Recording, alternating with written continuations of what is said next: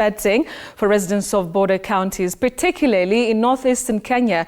Now, the vetting process in place since the 1960s shift toward required residents to undergo security screening before obtaining national IDs. While many welcome the move as a step towards inclusivity, security experts have raised concerns, warning that it could compromise national security due to Kenya's porous border with Somalia. Now, the decision has also sparked political debate, with some opposition leaders alleging that it is a strategic move ahead of the 2027 elections. Apollo Kamau reports. In the wake of the landmark policy shift ending a 60-year security requirement for applicants of identification cards in border counties, specifically northeastern Kenya, 3 governors from the western part of the country, bordering Tanzania and Uganda, have welcomed the president's decision amid fears regarding the integrity of the 2027 polls and the country's national security, which experts warn might be compromised. Vile rais ameondolea hiyo, sisi tutahimiza sasa wale raia wa Kenya ambao wanatoka katika maeneo ya mipaka, tafadhali tuchukue vitambulisho bila kusitasita, na ikifika wakati wote, hata kura hata nini, tuweze kuonesha haki yetu. I remember there was a time a lot of money used to be taken to northeastern under the guise of fighting insecurity in that area, but that was just a conduit of getting money out of treasury. When they took a Somali PC there called Saleh, the thing just stopped.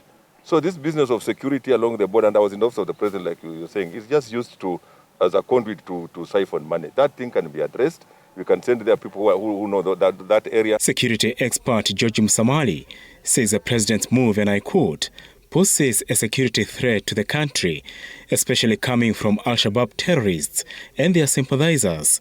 It will be easy for criminals to get identification cards and operate legally within our borders.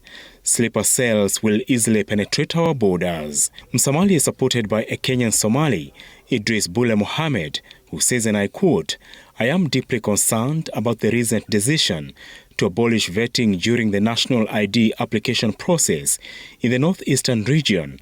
While the intention to eliminate discrimination is commendable, this move could inadvertently compromise our national security. We have to address these concerns, because if you remove vetting and you're not able to protect the borders, then we can have people who are going to infiltrate Kenyan citizens. A section of political analysts and lawyers say the move is a strategy by President William Ruto to carve out a new voting bloc amid allegations that it could be an avenue for rigging in the 2027 polls. We already have a problem in northeastern.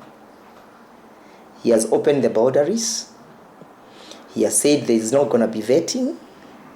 The court has said, and it has revoked the 2019 census.